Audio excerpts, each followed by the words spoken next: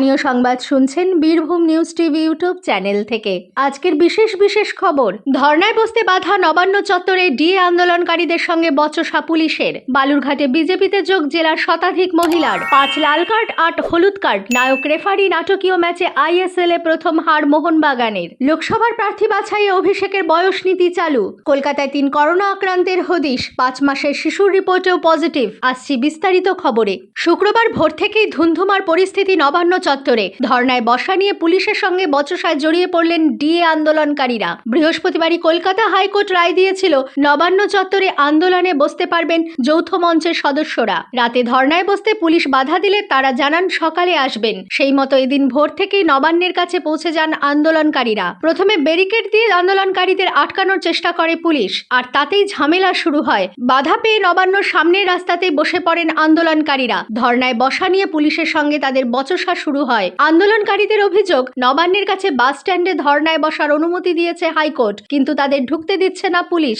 DA আন্দোলনকারীদের দাবি ছিল 19 থেকে 22 ডিসেম্বর নবান্নর সামনে অবস্থান বিক্ষোভ ও সভা করবেন। তবে এই সভার অনুমতি দেয়নি হাওড়া পুলিশ। তারপরে অনুমতি চেয়ে হাইকোর্টে মামলা করেন আন্দোলনকারীরা। মামলা গ্রহণের সময় যদিও বিচারপতি জয় সেনগুপ্ত জানিয়েছিলেন, হাওড়ার যেখানে আপনারা সভা করবেন বলছেন তা অত্যন্ত ব্যস্ত জায়গা, তাই সেখানে সভা করার অনুমতি দেওয়া যাবে না। গোটা দেশে ফের মাথাচাড়া দিচ্ছে করোনা সংক্রমণ। রিপোর্ট অনুযায়ী শেষ 24 ঘন্টায় গোটা দেশে করোনা আক্রান্ত হয়েছেন অন্তত 600-র বেশি। ইতিমধ্যে কেন্দ্রের তরফ থেকে সবকটি রাজ্যকে সতর্ক করা হয়েছে। রাজ্যে ফের জোর দেওয়া হয়েছে করোনা পরীক্ষার উপরে। সেই মতো করোনা লাইক ইলনেস অর্থাৎ করোনার মতো অসুখের উপসর্গ থাকলেই পরীক্ষা করা হচ্ছে। আর তাতেই শহরের 3টি হাসপাতালে চিকিৎসাধীন 3 রোগীর শরীরে করোনা ভাইরাসের অস্তিত্ব মিলল। তবে সেগুলো করোনার ভাইরাসের GN1 ভ্যারিয়েন্ট কিনা তা জানতে নমুনার জিনোম সিকোয়েন্স করতে Kalyani national institute of biomedical জিনোমিক্সে পাঠানো হবে। সূত্রের খবর, বুধবার রাজ্যের সরকারি হাসপাতালে মোট 193 জনের RT-PCR পরীক্ষা হয়। তবে কারোর রিপোর্ট পজিটিভ আসেনি। আক্রান্ত 3 জনের মধ্যে 1 মাসের শিশুও রয়েছে। ওই শিশু ভর্তি মেডিকেল কলেজে। গত 6 দিন ধরে খিঁচুনি আক্রান্ত হয়ে ভর্তি হয় বিহারের বাসিন্দা এই শিশু। আপাতত ওই 3 জনকে কড়া পর্যবেক্ষণে রাখা হয়েছে। নিয়মিত খবরগুলি শুনবার জন্য ভিডিওর নিচে থাকা সাবস্ক্রাইব বাটনটি ক্লিক করুন এবং পাশে থাকা বেল আইকনটি ক্লিক করতে ভুলবেন না। বর্ধমান পূর্বের সাংসদ সুনীল মণ্ডল বলেছেন, অধিকাংশ সাংসদদেরই বয়স 65 বা তার বেশি, কারণ সংসদে অভিজ্ঞতার একটা বিষয় থাকে। তবে দল যদি 65 বছরকে ঊর্ধ্বসীমা ধরে তাহলে আমাদের সেটাই মানতে হবে। দলের সিদ্ধান্তই শেষ কথা। জয়নগরের সাংসদ প্রতিমা মণ্ডল এখন 57। তিনি অবশ্য তৃণমূলে প্রস্তাবিত বয়সসীমার বন্ধনীতে এখনই পড়ছেন না। তবে তার বক্তব্য, রাজনীতিতে বয়স কখনোই ফ্যাক্টর হয়ে দাঁড়ায় না। তবে নেত্রী মমতা বন্দ্যোপাধ্যায় ও সর্বভারতীয় সাধারণ সম্পাদক অভিষেক বন্দ্যোপাধ্যায় যার সিদ্ধান্ত নেবেন সেটাই চূড়ান্ত। 1 মাসের মধ্যে ফের রাজ্যে আসছেন কেন্দ্রীয় স্বরাষ্ট্রমন্ত্রী অমিত শাহ। এই সপ্তাহের শেষেই কলকাতায় পা রাখবেন তিনি। লোকসভা নির্বাচনের আগে প্রস্তুতি নিয়ে রাজ্য নেতৃত্বের সঙ্গে বৈঠক করবেন শাহ।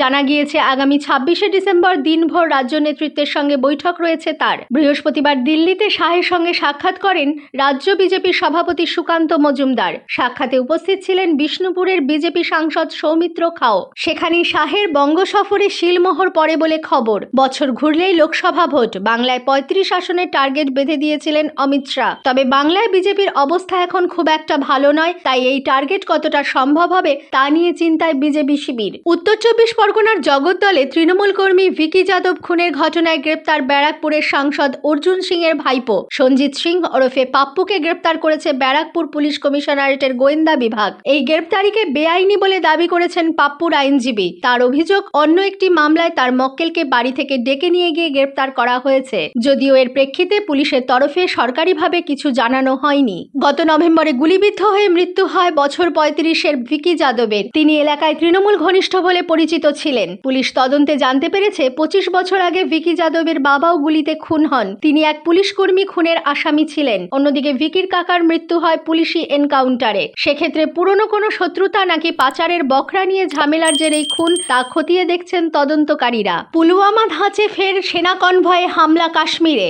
বৃহস্পতিবার জম্মু ও কাশ্মীরের রাজৌরিতে 2টি মিলিটারি ট্রাকে হামলা চালায় জঙ্গিরা।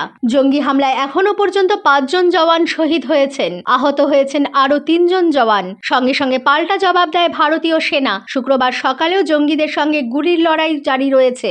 রাত থেকেই ডেরাকি গলি ও তার আশেপাশে পাশের এলাকায় যৌথ বাহিনী জঙ্গিদের সন্ধানে অভিযান চালাচ্ছিল। গোটা এলাকা ঘিরে রেখে তল্লাশি চালানো হচ্ছে। রাজৌরি পুঞ্চ জাতীয় সড়ক হাই অ্যালার্টে জারি করা হয়েছে। জানা গিয়েছে মিলিটারি ট্রাকে 48 রাষ্ট্রীয় রাইফেলসের জওয়ানরা রয়েছেন। জম্মু প্রতিরক্ষা বিভাগের এক মুখপাত্র জানিয়েছেন, বুধবার রাত থেকে সেনা ও পুলিশের যৌথ অভিযান শুরু হয়েছিল ডেরাকি গালি এলাকায়। বাংলার মুকুটে নয়া পালক, দেশের মধ্যে সেরা 3 থানার তালিকায় জায়গা করে নিল চন্দননগর পুলিশ কমিশনারেটের অন্তর্গত শ্রীরামপুর থানা। এদিন টুইট করে একথা জানালেন মুখ্যমন্ত্রী মমতা বন্দ্যোপাধ্যায়। তিনি জানিয়েছেন, একথা জানাতে পেরে আমি খুব গর্বিত।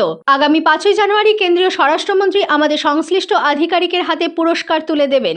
জাতীয় স্তরে শংসাপত্রের জন্য পুলিশকে ধন্যবাদ। অন্যদিকে এদিন মুখ্যমন্ত্রী মমতা বন্দ্যোপাধ্যায় বলেন, 13তম কলকাতা ক্রিসমাস উৎসব শুরু হলো আজ থেকে, 30 ডিসেম্বর পর্যন্ত চলবে। তবে 1 জানুয়ারি পর্যন্ত এগুলো থাকবে। দার্জিলিং, কালিম্পং, ঝাড়গ্রাম, আসানসোল, বারুইপুর, হাওড়া, বিধাননগর সহ রাজ্যের অনেক জায়গাতেই এই উৎসব চলবে। সংসদে নিরাপত্তার দায়িত্ব থেকে সরানো হচ্ছে দিল্লি পুলিশকে। ঘটনাচক্রে রং বোমা হানার ঘটনার ঠিক 9 দিনের মাথায় এই সিদ্ধান্ত কার্যকর করল কেন্দ্রীয় স্বরাষ্ট্র মন্ত্রক। সংবাদ সংস্থা পিটিআই জানিয়েছে, গত বুধবারের ঘটনার প্রেক্ষিতে নতুন এবং পুরনো সংসদ ভবন চত্বরে নিরাপত্তার দায়িত্ব কেন্দ্রীয় শিল্প নিরাপত্তা বাহিনীর হাতে তুলে দেওয়া হয়েছে। শুক্রবার থেকেই নতুন দায়িত্বে বহাল হয়েছে সিআইএসএফ। এতদিন পর্যন্ত সাধারণভাবে সংসদ ভবন চত্বরে নিরাপত্তার মূল দায়িত্বে থাকত দিল্লি পুলিশের একটি বিশেষ দল। আরেক কেন্দ্রীয় বাহিনী সিআরপিএফ এর একটি দল সংসদ চত্বর লাগোয়া বাইরের অঞ্চলে নিরাপত্তার দায়িত্বে ছিল। এছাড়াও আপৎকালীন পরিস্থিতির মোকাবিলার জন্য দমকল আর সিআরপিএফ এর ইউনিট থাকত সংসদ ভবন চত্বরে। সংসদের সুরক্ষা সংক্রান্ত নজরদারি দায়িত্বে ছিল দিল্লি পুলিশের গোয়েন্দা শাখা। নতুন ব্যবস্থায় সংসদ চত্বর লাগোয়া এলাকার দায়িত্ব যাচ্ছে দিল্লি পুলিশের হাতে। প্রসঙ্গত, দিল্লি পুলিশ এবং সিআইএসএফ দুই বাহিনীরই নিয়ন্ত্রক শাহের মন্ত্রক। প্রায় 1 দশক আগে প্রধানমন্ত্রী পদে শপথ নিয়েই সবকা সাথ সবকা বিকাশ স্লোগান তুলেছিলেন তিনি। ধর্ম এবং জাতপাত ভিত্তিক বিভাজনের গণ্ডি ছাড়িয়ে দেশের সব মানুষের উন্নয়নের কথা বলেছিলেন। প্রধানমন্ত্রী পদে 3য় মেয়াদের জন্য লোকসভা ভোটের মুখোমুখি হওয়ার আগে নরেন্দ্র মোদীর মুখে বহুত্ববাদের পাশাপাশি শোনা গেল আন্তর্জাতিক সহযোগিতার বার্তা। তার দাবি, গোটা বিশ্বের সব দেশই এখন একে অপরের উপর নির্ভরশীল। ব্রিটিশ সংবাদপত্র ফিনান্সিয়াল টাইমসকে দেওয়া সাক্ষাৎকারে মোদী বলেন, শুধু পরস্পরের সঙ্গে সংযুক্তই নয়, গোটা বিশ্ব এখন পরস্পরের উপর নির্ভরশীল। এই বাস্তব পরিস্থিতি আমাদের বুঝিয়ে দিচ্ছে, পূর্বশর্ত চাপিয়ে দিয়ে কোনো সমস্যার সমাধান হবে না। সহমতের ভিত্তিতেই সমাধানের পথ খুঁজতে হবে। আমরা এখন বহুত্ববাদের যুগে বাস করছি। প্রসঙ্গত, সেপ্টেম্বরে দিল্লিতে G20 শীর্ষক বৈঠকেও বসুধৈব কুটুম্বমের কথা বলেছিলেন মোদী। শ্বশুরবাড়িতে ঢুকতে দেওয়ার দাবিতে ধর্নায় বসলেন বৌমা। বৃহস্পতিবার সন্ধ্যায় বালুরঘাটের বঙ্গী এলাকায় শ্বশুরবাড়ির দরজার সামনে জামা কাপড়ের বাক্স ও একাধিক ব্যাগ নিয়ে ধর্নায় বসেন তিনি। মহিলা জানান, তার স্বামীর নাম চঞ্চল ঘোষ। তিনি স্বামীর দ্বিতীয় পক্ষের স্ত্রী। তার আগের পক্ষের একটি কন্যা সন্তান রয়েছে। 3 বছর আগে তাদের বিয়ে হলেও বছরখানেক হয় তাকে মারধর করে শ্বশুরবাড়ি থেকে তাড়িয়ে দেওয়া হয়েছে। বহুবার চেষ্টা করেও তিনি শ্বশুরবাড়িতে ঢুকতে পারেননি। তাই এদিন কোনো উপায় না পেয়ে শ্বশুরবাড়ির সামনেই ধর্নায় বসেন তিনি। ওই মহিলার সঙ্গে তার মা ও ভাইও ধর্নায় সামিল হন। যদিও ওই মহিলার স্বামী চঞ্চলবাবু জানান, এদিন সকালে জেলা আইনি পরিষেবা কর্তৃপক্ষের সামনে মীমাংসায় বসা হয়েছিল। সেখান থেকে শুক্রবার আবার আসতে বলা হয়েছে। স্ত্রীর মানসিক সমস্যা রয়েছে, তাই এমনটা করছে। বড় সাফল্য মালদার চাঁচল থানার পুলিশের। বাংলা বিহার সীমান্তবর্তী এলাকার আমবাগানে রাতের অন্ধকারে জড়ো হয়ে ডাকাতির পরিকল্পনা করছিল বিহারের কয়েকজন দুষ্কৃতী। অভিযান চালিয়ে তাদের ডাকাতির ছক বানচাল করল পুলিশ। গ্রেপ্তার করা হয়েছে 9 জনকে। বুধবার রাতে গোপন সূত্রে খবর আসে পুলিশের কাছে। সেই মতো মহানন্দপুর গ্রাম পঞ্চায়েতের বাংলা বিহার সীমান্তবর্তী মায়াপুরের একটি আমবাগানে অভিযান চালায় পুলিশ। সেখান থেকে গ্রেপ্তার করা হয় 9 জনকে। ধৃতদের মধ্যে 8 জন বিহারের এবং 1 জন উত্তর দিনাজপুরের বাসিন্দা। ধৃতদের মধ্যে রাহানুল আলী, মোহাম্মদ তৈয়ব, ফিরোজ আলম ও আলতাফ হোসেন পুলিশের খাতার দাগি আসামি। এর আগে বহু ডাকাতি এবং অপরাধমূলক কাজকর্মে জড়িত ছিল তারা। ধৃতদের কাছ থেকে হাসুয়া, লোহার রড, শাবল, দড়ি এবং লঙ্কার গুঁড়ো উদ্ধার হয়েছে। সার্ভারের লিঙ্ক না থাকায় গ্যাস এজেন্সির দোকানে গ্যাসের বায়োমেট্রিক তথ্য দেওয়ার কাজ করাতে গিয়ে দুর্ভোগের শিকার হতে হচ্ছে বলে দাবি গ্রাহকদের অনেকের। ডিস্ট্রিবিউটরদের দাবি, প্রচুর চাপ পড়ে যাওয়ায় এমনটা হচ্ছে। তাতে গ্রাহকদের আতঙ্কের কিছু নেই, কারণ বায়োমেট্রিক না হলেও গ্যাস পেতে কোনো অসুবিধা হবে না। বৃহস্পতিবার রানীগঞ্জে গির্জাপাড়ায় 60 নম্বর জাতীয় সড়কের পাশে একটি গ্যাসের এজেন্সির দোকানের সামনে দুপুর 2টো নাগাদ কয়েকশো জনের লম্বা লাইন দেখা যায়। প্রায় রাস্তা পর্যন্ত নেমে এসেছে সেই লাইন। সেখানে দাঁড়িয়ে থাকা বল্লভপুরের সুশান্ত সরকার জানান, বুধবার দীর্ঘক্ষণ লাইনে দাঁড়িয়ে লিঙ্ক না থাকায় ফিরে যেতে হয়েছিল।